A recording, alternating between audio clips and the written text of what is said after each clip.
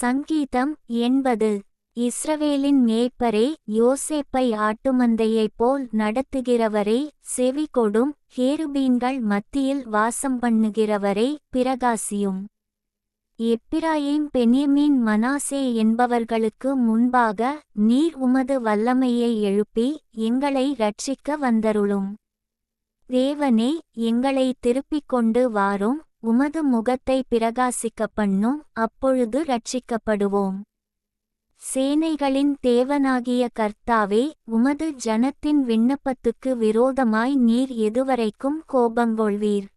கண்ணீராகிய அப்பத்தை அவர்களுக்கு போஜனமாகவும் மிகுதியான கண்ணீரையே அவர்களுக்கு பானமாகவும் கொடுத்தீர். எங்கள் அயலாருக்கு எங்களை வழக்காக வைக்கிறீர். எங்கள் சத்துருக்கள் எங்களை பரியாசம் பண்ணுகிறார்கள். சேனைகளின் தேவனே, எங்களை திருப்பிக் கொண்டு வாரும். உமது முகத்தை பிரகாசிக்கப் பண்ணும், அப்பொழுது இரட்சிக்கப்படுவோம். நீர் எகிப்திலிருந்து ஒரு திராட்சக்கொடியை கொண்டு வந்து ஜாதிகளை துரத்திவிட்டு அதை நாட்டினீர். அதற்கு இடத்தை ஆயத்தப்படுத்தினீர். அது வேரூன்றி தேசமெங்கும் படர்ந்தது.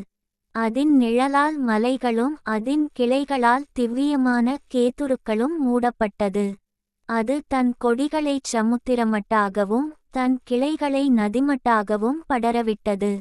இப்பொழுதோ வழிநடக்கிற யாவரும் அதை பறிக்கும்படியாக அதின் அடைப்புகளை ஏன் தகர்த்து போட்டீர்? காட்டுப்பன்றி அதை உழுது போடுகிறது, வெளியின் மிருகங்கள் அதை மேய்ந்து போடுகிறது. சேனைகளின் தேவனே, திரும்பிவாரும். வானத்திலிருந்து கண்ணோக்கிப் பார்த்து இந்த திராட்சச்செடியை விசாரித்தருளும். உம்முடைய வலதுகரம் நாட்டின கொடியையும் உமக்கு நீர் திடப்படுத்தின கிளையையும் கடாட்சித்தருளும். அது அக்கினியால் சுடப்பட்டும் வெட்டுண்டும் போயிற்று. உம்முடைய முகத்தின் பயமுறுத்தலால் அழிந்து போகிறார்கள். உமது கரம் உமது வலது பாரிசத்து புருஷன் மீதிலும் உமக்கு நீர் திடப்படுத்தின மனுஷகுமாரன் மீதிலும் இருப்பதாக.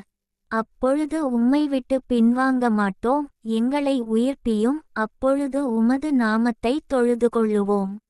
சேனைகளின் தேவனாகிய கர்த்தாவே, எங்களை திருப்பிக் கொண்டு வாரும். உமது முகத்தை பிரகாசிக்கப் பண்ணும், அப்பொழுது இரட்சிக்கப்படுவோம்.